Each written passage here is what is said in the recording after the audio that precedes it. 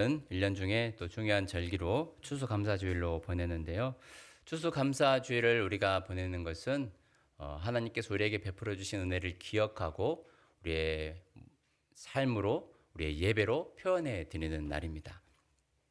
한 해 동안 삶의 열매와 또 밭의 열매를 맺게 하신 하나님께 찬양과 감사를 올려드리는 날입니다. 지난 2주간 온 성도들이 또 감사백 챌린지를 통해서 그동안 잊고 살았던 감사를 하는 시간을 가졌습니다. 감사로 회복되는 그런 시간이 되었기를 또 바라봅니다. 이런 회복의 의미도 있지만 매번 추수감사절을 보내면서 그 주일에만 감사에 대한 메시지를 선포하고 우리 감사하며 삽시다 이러고 끝내는 것이 항상 마음에 걸렸습니다. 그 전부터 좀 무엇인가 감사에 대한 삶을 살아내고 진정으로 이래서 내 삶이 정말로 복된 인생이구나, 하나님께 감사해야만 하는 그런 인생이구나라는 것을 깨닫고 추수감사절 예배를 드리면 더 좋겠다라는 그런 마음으로 2주 동안 감사백 챌린지를 이렇게 하게 되었습니다. 혹시 이번 감사백 챌린지를 통해서 하나님이 특별하게 해주신 은혜가 있거나 나누고 싶은 간증이 있으시면 말씀해 주시면 되겠습니다. 혹시 용기 있는 자만이 천국 네. 그럴 줄 알고 제가 말씀을 원래대로 준비를 했습니다. 네. 한국 사람들 부끄러움이 많아가지고 이렇게 와서 해보라고 하면 손도 제대로 못 들잖아요. 손이라도 한번 들어보실래요? 저는 정말로 하고 싶은 말이 있습니다. 손도 못 들거든요, 우리 대한민국 사람들은. 그러려니 하고 우리가 또 말씀을 통해서 은혜를 나누면 좋겠습니다. 감사하다라고 고백하는 것, 감사의 마음을 갖는 것, 이런 감사의 실천은 어떤 이 사회학적인 이 사회에서도 이 효과가 좋다라고 이렇게 말을 합니다. 심리학 연구에서도 보면 행복이나 스트레스 완화에 행복은 키워주고 스트레스는 완화시켜주는 그런 이 역할을 한다라고 합니다. 특히 감사하는 마음을 가질 때 우리 몸에서는 기분을 좋게 하는 물질들이 나온다고 해요. 대표적으로 도파민, 세로토닌, 우리가 잘 아는 엔돌핀, 이런 물질인데요. 이것들이 마음을 편안하게 해주고 기쁨을 느끼게 도와줍니다. 언제요? 감사하다라고 느꼈을 때. 정말로 저분 때문에 내가 살았구나. 저분의 도움이 아니었으면 내가 큰일 날 뻔했구나. 부모님 은혜에 감사하고 배우자에게 감사하고 자녀에게 혹은 직장 동료에게 이웃에게 그런 감사의 상황이 생겼을 때 감사하다라는 마음을 품는 순간 우리 마음이 기분이 편안해지는, 그리고 스트레스가 완화가 되는 그런 효과가 있다라고 이미 심리학자들도 그런 연구 결과들을 발표를 했습니다. 감사는 우리 인간에 없어서는 안 될 행복의 통로가 된다라고 자신 있게 말할 수 있는 것이죠. 거두절미하고 그러니까 감사해야 행복해집니다. 감사하며 삽시다. 아멘. 라고 말하고 끝낸다면 이것은 행복 강자죠. 여러분 나갈 때 강연 잘 들었습니다. 좋은 말씀 잘 들었습니다. 여기까지 제가 말씀을 전하고 그냥 마무리한다면 그렇게 말씀하셔도 됩니다. 신앙인들은 이 정도의 수준에서 머물러서는 안 되는 것이죠. 우리가 이 땅에서 단지 행복하게 살려고 신앙생활을 하면 하나님께서 얼마나 마음이 아프시겠습니까? 나의 오직 바라는 것은 그냥 마음 편안한 것이요, 나 한 사람 행복하면 되는 것이지, 이런 마음의 편안함을 추구하고자 신앙생활하는 것은 어떻게 보면 반쪽짜리 믿음이라고밖에 말할 수 없습니다. 신앙은 시간이 흐를수록 성장해야 하며 해가 거듭될수록 믿음이 견고해져야 합니다. 오늘 말씀의 한 줄 요약을 미리 한번 선포해 볼까요? 오늘 말씀의 제목이기도 합니다. 한번 따라해 보시겠습니다. 감사는 믿음입니다. 다시 한번 하겠습니다. 감사는 믿음입니다. 아멘. 감사가 왜 믿음이라 확신하는지 오늘 말씀은 정확하게 이야기하고 있습니다. 오늘 마지막 절 19절을 한번 먼저 읽어볼까요? 17장 19절 말씀 함께 읽겠습니다. 그에게 이르시되 일어나 가라, 내 믿음이 너를 구원하였느니라 하시더라. 아멘. 내 믿음이 너를 구원했다라고 예수님께서 말씀하십니다. 이 말씀이 어떻게 해서 나오게 됐는지 궁금하시죠? 예수님께서 이렇게 말할 수 있었던 이유는 한 나병 환자가 예수님 발 앞에 엎드려 감사합니다. 저를 낫게 해주시니 감사합니다라고 엎드리는 순간 예수님께서 이렇게 말씀하시는 거예요. 가라, 내 믿음이 너를 구원하였느니라. 감사는 믿음입니다. 감사는 단순히 행복 회로를 가동하게 하는 것 그 이상의 의미가 있음을 오늘 말씀은 보여주고 있습니다. 특별히 사람에게 대한 감사도 참 중요하지만 여러분들 적으셨죠? 너무 세분화시켜서 힘드셨죠? 저도 힘들더라고요. 네. 야, 이 하루의 삶을 다 훑어봐야지 감사가 하나씩 하나씩 나오더라고요. 네. 사람에 대한 감사도 참 중요하지만 특별히 오늘 말씀은 하나님께 대한 감사에 대한 말씀을 하고 있습니다. 하나님께 대한 감사는 선택사항이 아니라 믿는 자에게는 필수입니다. 필수라는 것이 어떤 한자음을 갖고 있습니까? 반드시 필, 모림지기, 수. 이리저리 살펴보고 따져봐도 마땅히 해야 되는 것이 바로 감사라는 것입니다. 좀 더 우리가 깊이 말씀을 나눠볼까요? 11절과 12절 말씀 함께 읽겠습니다. 예수께서 예루살렘으로 가실 때에 사마리아와 갈릴리 사이로 지나가시다가 한 마을에 들어가시니 나병 환자 10명이 예수를 만나 멀리 서서, 오늘 본문 말씀에는 10명의 나병 환자가 나옵니다. 나병 환자는 그 당시 사회적으로 가족, 친구, 이웃과 격리되어야 되는 사람들이었습니다. 살과 심지어는 뼈까지 썩어가는 그런 질병, 가까이에 있으면 냄새가 날 정도로 멀리 해야만 하는 그런 사람들이었습니다. 저주받은 질병이라 해도 이 무방한 아주 지독한 병이었습니다. 이들은 자신들의 이 마을로, 예수님께서 갈릴리와 사마리아로 지나가시다가 한 마을에 들어가시는데 아마 이들의 눈에 띄었나 봅니다.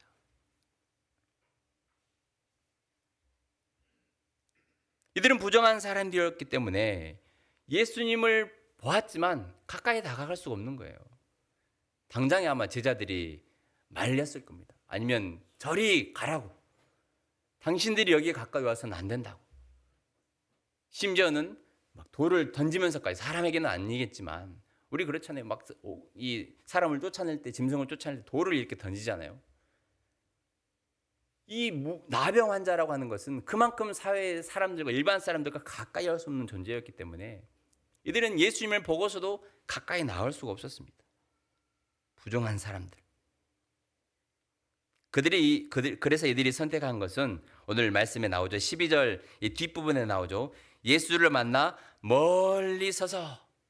이들이 유일하게 할 수 있는 일은 가까이 나아가는 것이 아니라 멀리 서서 큰 소리로 부르는 것입니다. 우리 13절 말씀 함께 읽겠습니다. 소리를 높여 이르되 예수 선생님이여 우리를 불쌍히 여기소서 하거늘. 아멘. 부정한 사람은 정한 사람에게 가까이 갈 수 없는 것이죠. 마찬가지로 우리도 하나님 앞에, 거룩한 하나님 앞에 우리는 다 부정한 사람들 아닙니까? 죄인들 아닙니까? 예배에 우리가 본격적으로 함께 이렇게 드리기에 앞서 회개, 참회 기도의 시간을 넣는 것은 거룩하신 하나님 앞에 우리가 온전히 서기 위해서는 우리의 죄가 사함 받아야 되기 때문에 예배의 중요한 시간에 이 회개 기도 시간을 넣어서 함께 하나님 앞에 회개를 하는 시간을 갖는 것입니다. 이들은 부정한 사람들이었기에 예수님께 나아갈 수 없어서 그저 멀리 서서 뭐라고 하십니까? 소리를 높여 이르되 예수 선생님이여 우리를 불쌍히 여기소서라고 이들은 외쳐댑니다. 얼마나 가족에게로 돌아가고 싶겠습니까? 정상적인 생활을 하고 싶겠습니까? 큰 소리를 내면서 예수님을 부르니까, 불쌍히 여겨달라고 하니까 예수님께서는 이들을 바라보셨습니다. 소리가 나는 쪽으로 눈이 돌아가게 되어 있잖아요. 그리고 이렇게 예수님 말씀하십니다. 가서 제사장들에게 너희의 몸을 보이라. 제사장에게 가서 너희의 몸을 보이라고 하는 것은 구약의 율법에는 나병 환자가 일반 생활로 돌아가기 위해서는 제사장이 당신은 이제 다 완쾌가 되었습니다라고 선언을 해주어야 그들이 가족에게 돌아갈 수 있기 때문입니다. 그렇게 해서 그들은 이제 제사장으로 가게 됩니다. 예수님께서 그렇게 하라고 하시니까 이들은 10명이 함께 모여서 가는 것이죠. 제사장에게로. 가다 보니까 이제 자식의 손을 보고 발을 보고 상대방의 얼굴을 보는데 얼굴들이 다 원래대로 회복이 되어 있는, 손이 썩었던 손들이 다 회복이 되어 있는 것입니다. 자신들이 다 깨끗이 나은 것을 보게 됩니다. 하나님의 아들이신 예수님을 만난 이들은 평생의 소원을 이루게 된 것이죠. 여러분도 간절한 소원이 있으시죠? 우리의 소원을 주님께 아뢰면 간절함으로 주님께서 들으시도록, 우리의 삶을 보아주시도록, 긍휼을 베풀어 주시도록 간절하게 기도하면 하나님께서 응답하실 줄로 믿습니다. 이렇게 갖고 응답이 되겠습니까?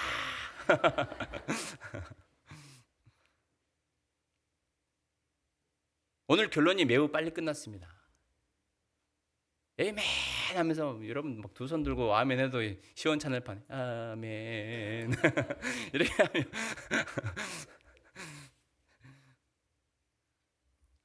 말씀이 뭔가 이 치료를 받았으니까 끝난 것 같지 않습니까? 그런데 끝난 것 같지만 아직 끝나지 않았습니다. 이제 말씀 시작한 지 얼마 안 되지 않았습니까? 근데 말씀이 끝나버렸습니다. 어떻게 합니까 이제? 오늘 이 결론에 도달하기까지 매우 짧은 시간에 속전속결로 이루어진 것 같습니다. 이 부분 가지고도 충분히 30분의 메시지를 전할 수가 있습니다. 제가 지금 여러 가지 중요한 부분을 다 빼놓고 그냥 핵심적인 메시지만 이렇게 전했습니다. 하지만 진짜 핵심은 지금부터거든요. 끝난 줄 아셨죠?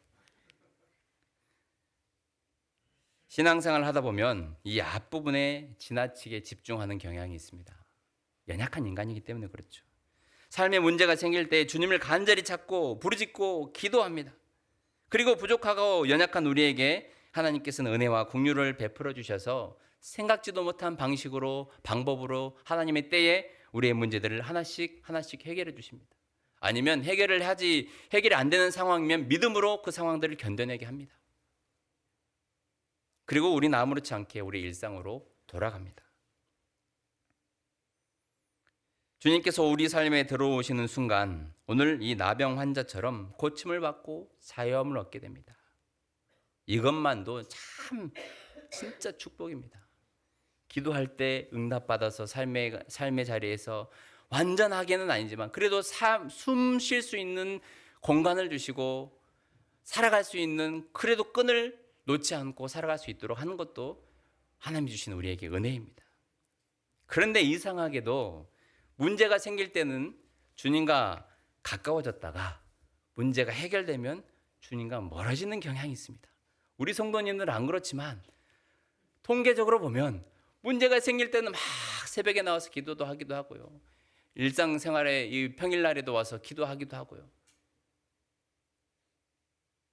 여러 가지 삶의 자리에서 막 조금이라도 하나님 앞에 긍휼하심을 얻기 위해서 가능한 막 죄도 짓지 않으려고 하고요. 좀 거룩한 삶을 살아보려고 합니다. 가까워지잖아요. 문제가 생기면 가까워지는데 참 신기하게도 문제가 해결이 어느 정도 되고 나면 다시 주님과 멀어져요. 찾아오던 이 예배당도 더 이상 찾아오지 않고 막 조심조심 삶을 살아가던 그 모습에서 다시 예전에 타락한 모습으로 다시 돌아가 버려요. 하나님의 뜻이 아닌 내 뜻대로 그냥 다시 살아갑니다. 이 9명의 나병 환자들은 그냥 자신의 삶으로 가버리거든요. 마찬가지로 우리도 어느 정도 이제 숨만 좀 쉴 수 있다 싶으면 다시 내가 원하는 삶의 자리로 나아가 버립니다. 돈 필요할 때만 연락하고 그렇지 않을 때 통 연락 없다 라고 우리가 자녀들을 나무랄 때가 있죠. 꼭 집 필요할 때만 연락하더라 이렇게 말을 할 때가 있습니다. 직접 말하지는 않지만 이제 속으로 그렇게 삭히는 거죠. 마치 맡겨둔 돈이라도 찾아가는 것 마냥 칼만 안 들었지 강도나 다를 바 없이 아끼고 아껴놓은 돈을 너무 당연하듯이 가져가는 자녀들이 가끔, 아주 가끔 있습니다. 뭐 저도 할 말은 없습니다. 막 결혼 초기 그리고 어떤 이 재정적으로 조금 부족할 때 어머니가 카드를 주면 얼마나 좋은지 마트 가서 막 제 것인 것 마냥 양심적으로 이제 많이 하지는 않지만 그래도 생필품을 막 사고 했던 기억이 납니다. 그런데 감사하다라고 하죠. 뭐 강도처럼 빼앗지는 않으니까요.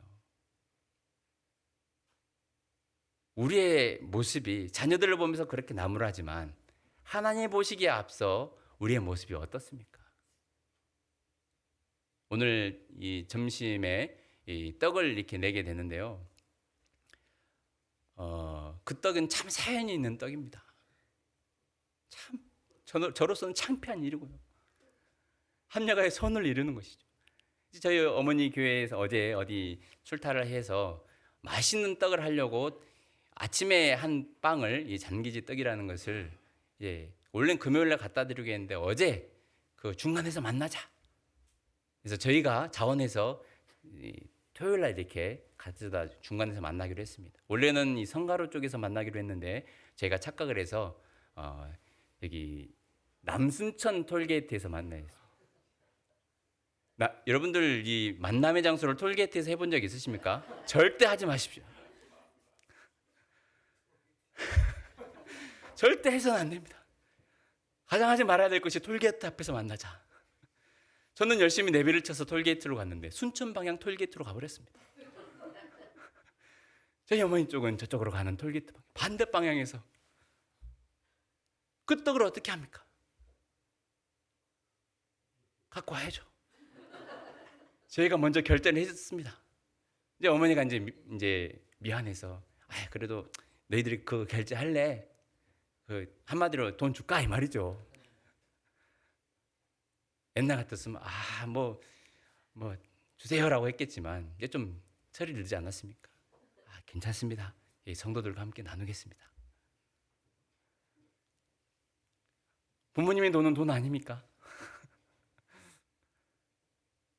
마치 우리가 하나님 앞에서 철없는 자녀처럼 꼭 필요할 때만 찾고 하나님께는 우리가 진정으로 드리지도 않으면서 감사하지도 않으면서 막 무조건 달라고 할 때 요구할 때가 있습니다.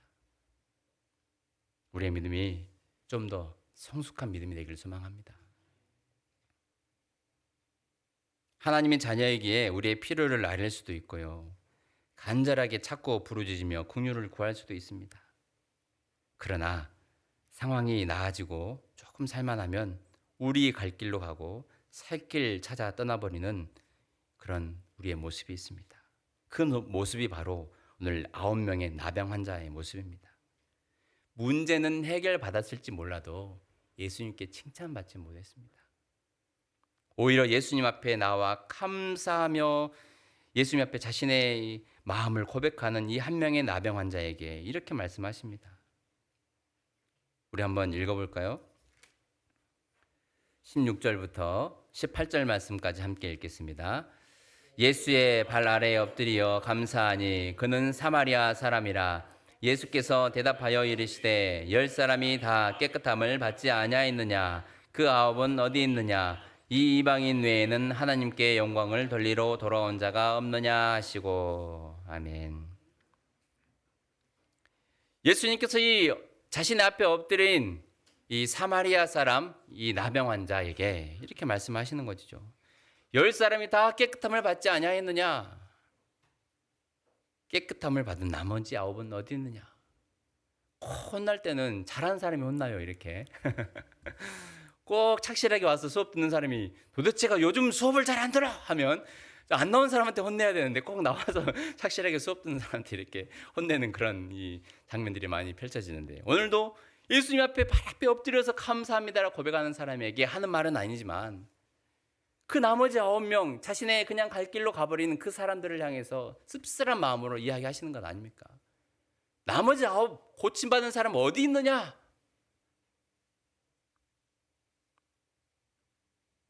여러분 2주 동안 이 100가지의 감사를 기록하는 것이 참 목사님 귀찮은 숙제 내준다라고 이렇게 느꼈을 수도 있습니다.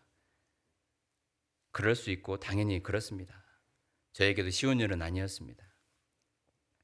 하지만 확실히 단언하건대 감사는 믿음입니다. 하나님께 감사를 고백하고 표현하는 것은 하나님이 기뻐하시는 일입니다.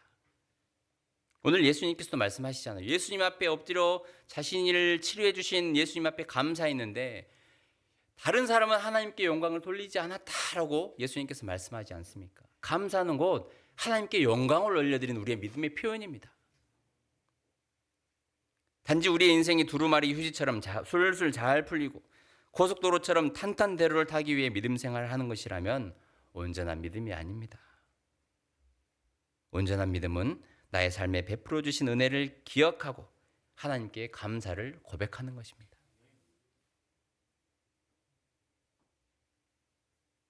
우리 15절 16절 말씀 읽었죠. 다시 한번 읽어보도록 하겠습니다. 그 중에 한 사람이 자기가 나은 것을 보고 큰 소리로 하나님께 영광을 돌리며 돌아와 예수의 발 아래에 엎드려 감사하니 그는 사마리아 사람이라. 아멘. 진심을 담아 예수님 앞에 엎드린 이 사마리아 사람, 이방인이거든요. 더군다나 이 이방인에게 예수님께서 말씀하는 거죠. 가라, 내 믿음이 너를 구원하였느니라. 신앙생활이라고 하는 것은 단지 무게의 문제 해결만을 위해서 하는 것이 아니라 구원에 이르도록 성장해가는 과정입니다.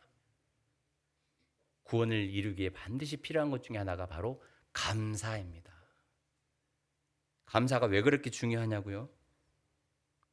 감사는 나의 신앙을 몸으로, 말로, 물질로 표현하는 것이기 때문입니다.